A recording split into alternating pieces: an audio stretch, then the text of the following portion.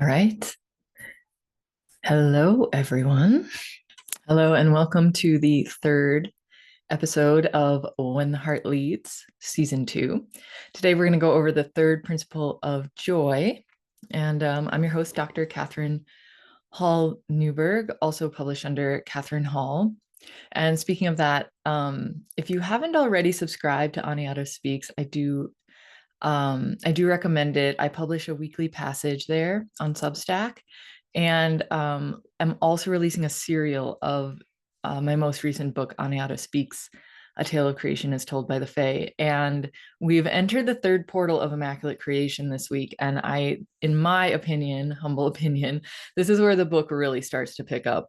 And I think it really interesting. When I've edited it and gone through it over and over and over, I always find that I became more riveted at this part of the book. So I really think we're getting into it now. So anyway, that's a gentle invitation if you feel the call to go ahead and subscribe to Aniata Speaks on Substack. If you have questions about that, you can always reach out. But yeah, let's dive in today into the teaching. So today is the 8/8 Lionsgate Portal Day. And I am feeling, perhaps you're feeling as well, like a pretty, it's like an immense confluence of energy. And it's almost as though this new realm of possibility is becoming really real right now. So, what I'm feeling is that things that I had perhaps imagined or envisioned, those someday visions, we could call them, like, oh, someday this will happen, or someday I'll feel this way, or someday this dream could come true. It feels as though those someday visions are really arriving now as a real possibility. And I think even before we go into the teaching, if you can begin to imagine something you dreamed in like the far off future, you can almost feel that moving close to you now, like as a real possibility. What would it be like to entertain those someday visions as a real possibility right now? Not just as a nice to have. Remember, we talk about joy as essential, and all comes back to that. Like all these principles kind of blossom outwards from that center teaching. Joy is essential. And what kinds of dreams are also essential within that joy? And what would it be like for you to cross that threshold, that shift from, wow, this is a beautiful dream, to, wow, this could actually happen? And I know for me, a lot of these dreams, they have a lot to do with um,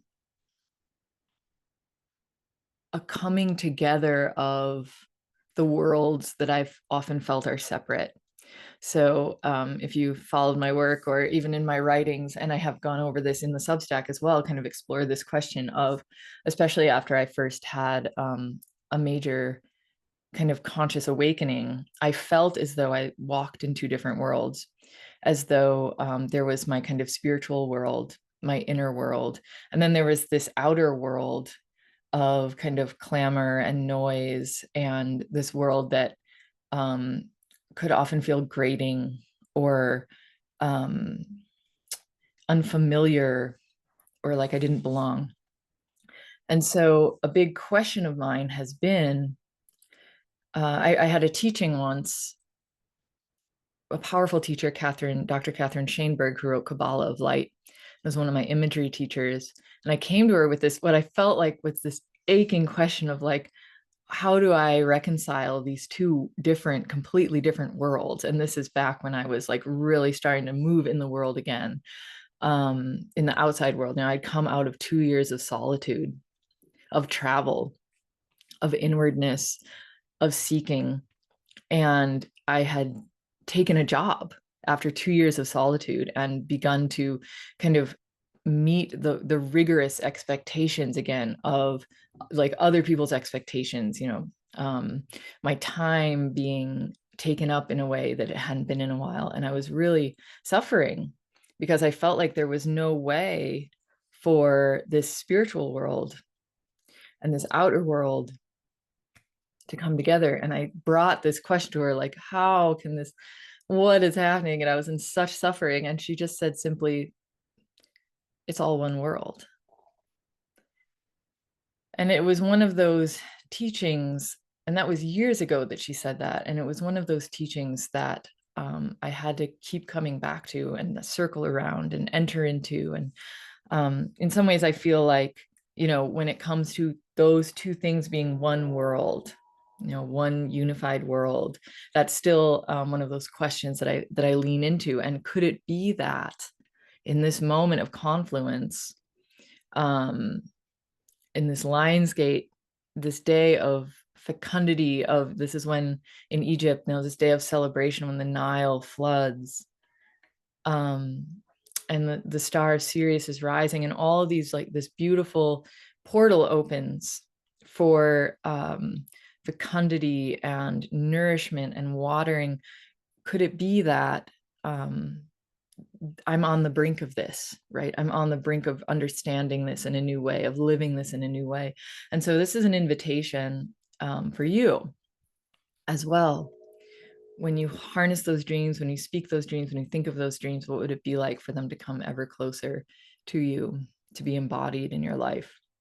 So, and in a similar way, here's my segue into the principles of joy. In a similar way, these principles of joy are, they're not like a rote teaching. They're these kind of wisdom principles that can be approached many times in many ways, returned to, contemplated. By no means am I a master at any of these. They're just principles I've distilled through my own experiences that I keep coming back to and approaching with that spirit of inquiry, with that spirit of wonder. How can this blossom in my life today? How can this continue to blossom? So with that, let me go into the third teaching. I've got it here. So as you've noticed, I've kind of structured this as the awakened principle and the misconception that it addresses. So I'm going to start today with the misconception, because I think sometimes that can let us kind of orient around the actual principle. So here's the misconception that today's principle addresses. Misconception number 3: joy lives outside of me. It comes and goes unpredictably. Okay. So real quick, I want to acknowledge that we're probably not going to feel that state of joy all the time, right? But because we go in and come out, right? Because it doesn't always feel continuous, there can be a misconception that there's some sort of, and so I explain the misconception a little more. I say, when you really believe that joy lives outside of you, right? In some ways, as I'm speaking of joy, I'm really speaking in some ways of source, right? Of life force, of that kind of eternal abiding presence of peace. So we talked about, and this will be, I'll have a whole episode on this, but we talked about how joy can live on those same frequencies as peace, as compassion, right? As gratitude. And so all of these are kind of access points or parts of that constellation. And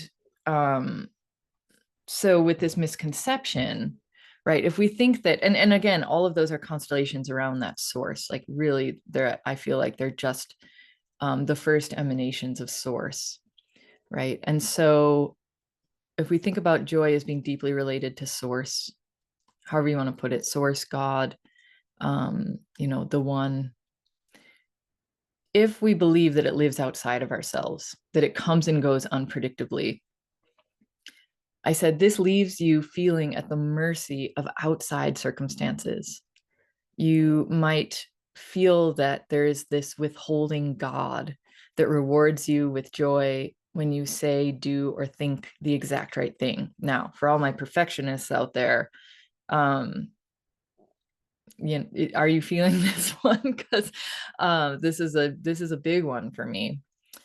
So this withholding God might reward you with joy when you say, feel, or do the exact right thing. So this creates this moving target or an unsolvable puzzle. And it puts you in this state of constant seeking, of generating more and more complex algorithms for wooing this capricious God of joy. And the truth is this awakened principle number 3.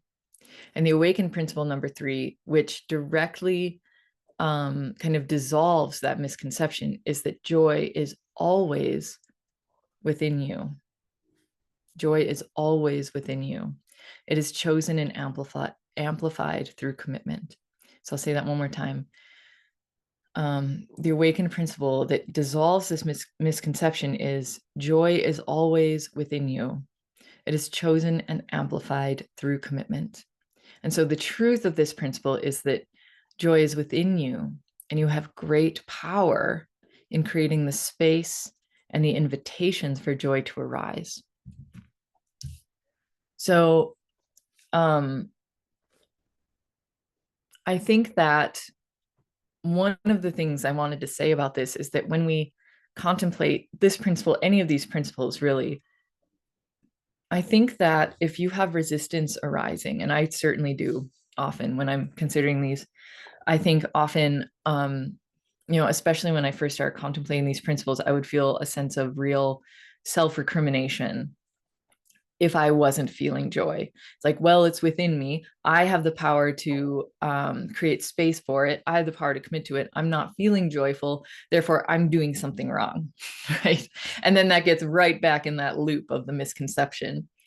And when I took a step back and watched that rise up, I understood that these were some of those deeply ingrained thought patterns that were preventing me from fully claiming this principle.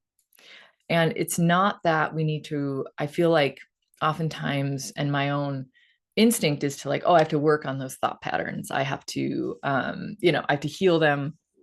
I have to address them. I have to, whatever, suddenly I'm getting more caught in the thought pattern than I am in just resting in the simplicity of the principle, which is that joy is always within me. It's eternally within me. And I think what we're getting at with this one is a deeply liberating understanding around where our source exists. And you've definitely heard this before. I'm sure you've heard this before.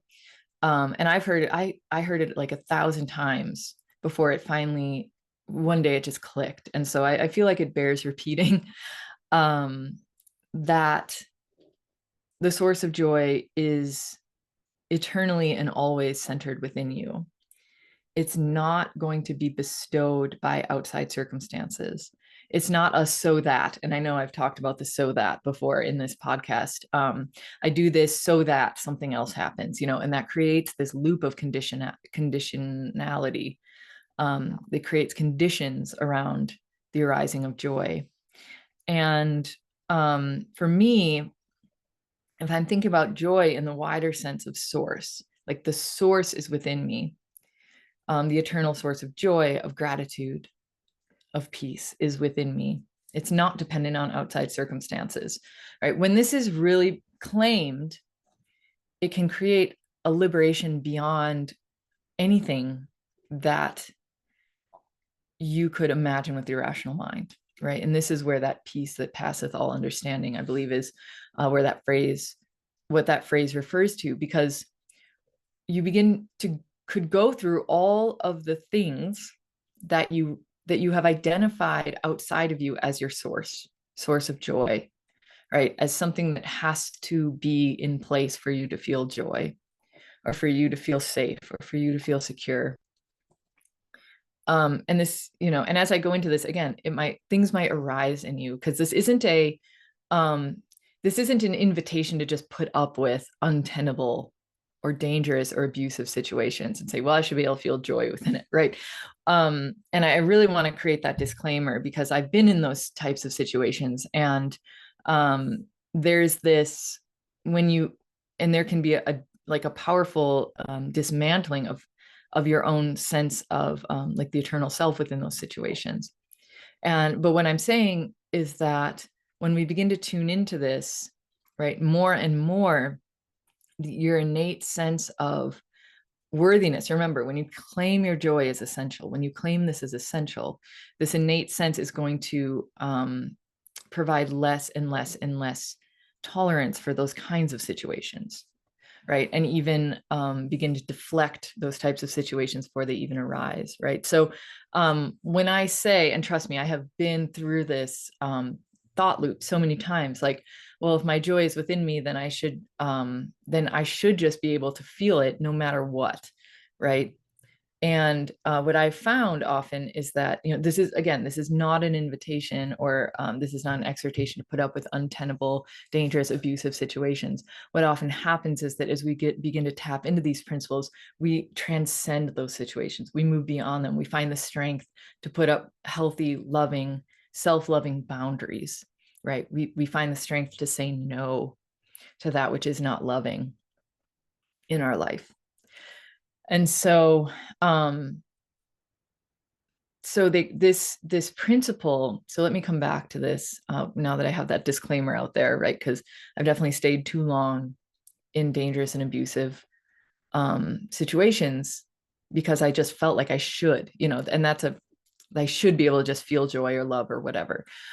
So I guess what I'm saying here is like, your joy will lead you, as you tune into it, tap into it, let it express, it will lead you into an outside world that is more and more affirming of your love, of your joy, right? And I have certainly found that to be true in my life, that the more I tap into these principles, contemplate them, let them blossom in my life, the more my outside circumstances begin to really form around that. And it can be a slow process, right?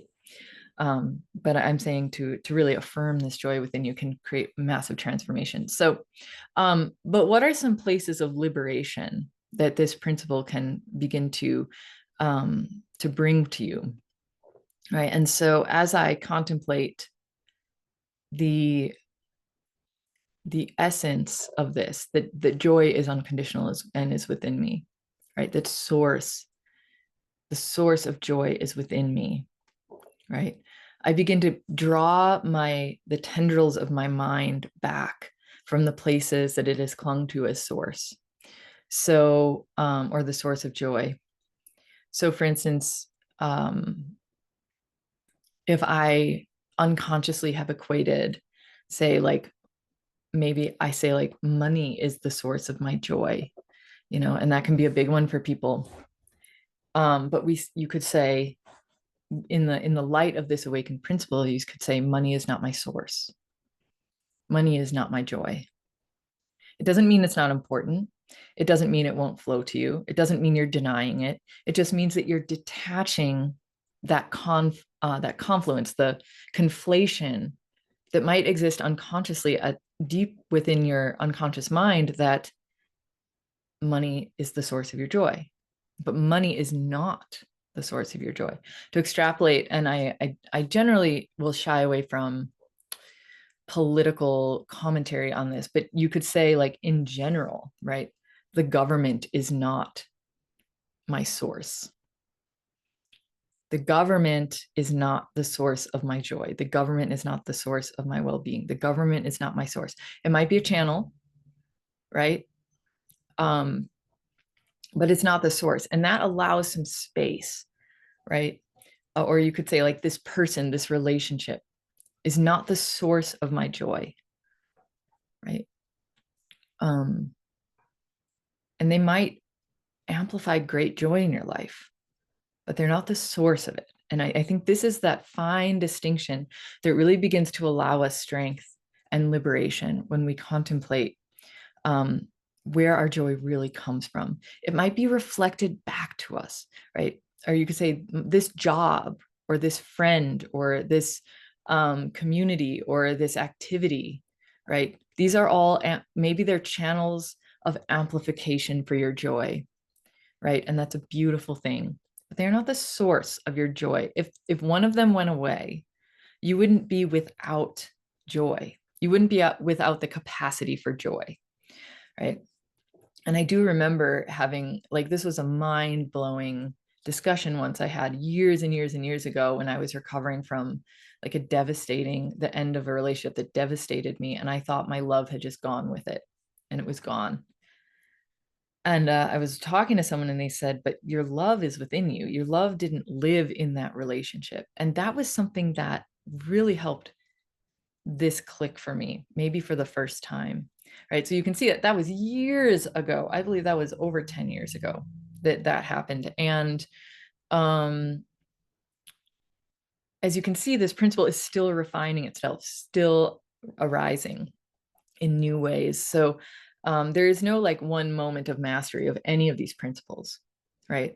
They're just places of inquiry, places of contemplation. So for today, when we, and I'll read this one more time for you. The misconception is joy lives outside of me. It comes and goes unpredictably.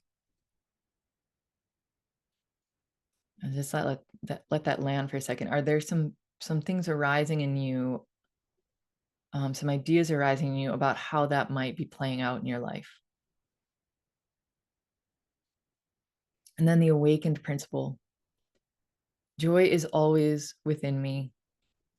It is chosen and amplified through commitment. So that second part, chosen and amplified through commitment, that goes back to the awakened principle too, right? Where we begin to, at the daily level, allow for those spaces, those times, those moments of stillness and of joy and of peace. Right. And so chosen and amplified through commitment. And then that is where over time, your life really begins to reflect it back to you in all sorts of ways. So the practice for this week, right? A reflective practice for this week is just notice when you begin to get tight, tense, constricted. This is for me as well, by the way. I think I've mentioned this many times that I am not a master of this, right? I'm still very much in it.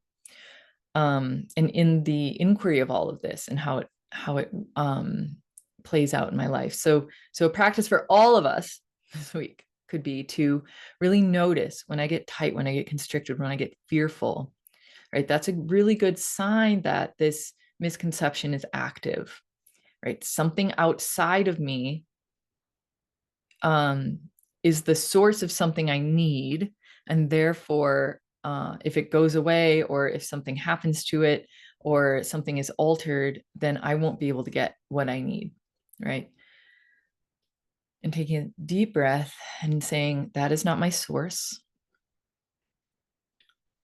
That is not my source of joy. Or maybe there's other, I'm working with joy. Maybe in this time you started to realize you're working with peace, or even you're working with abundance, or you're working with gratitude. Like you said, that is not the source of my peace, my abundance, my gratitude, whatever it is. That is not the source.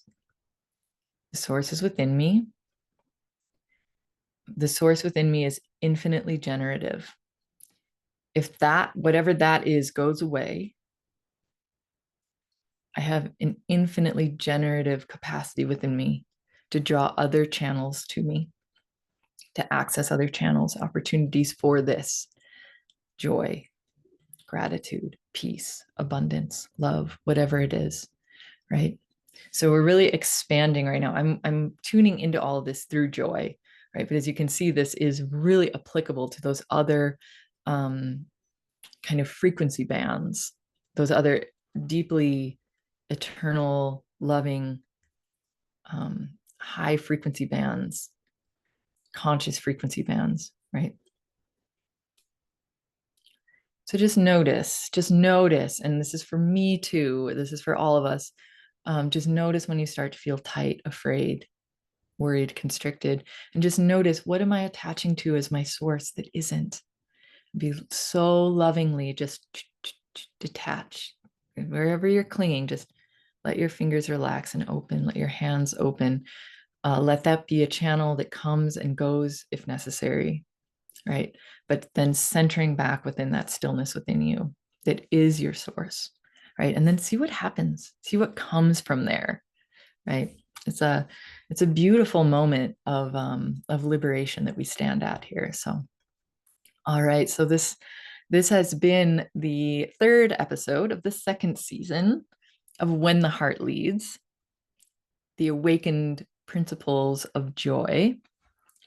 And I am wishing you just a transcendent and beautiful Lionsgate Lionsgate Infinity Portal Day. And may your dreams draw close. May your dreams draw close to you to be visible in your life, in your body, and in your world. All right. Wishing you so much love. Until next time.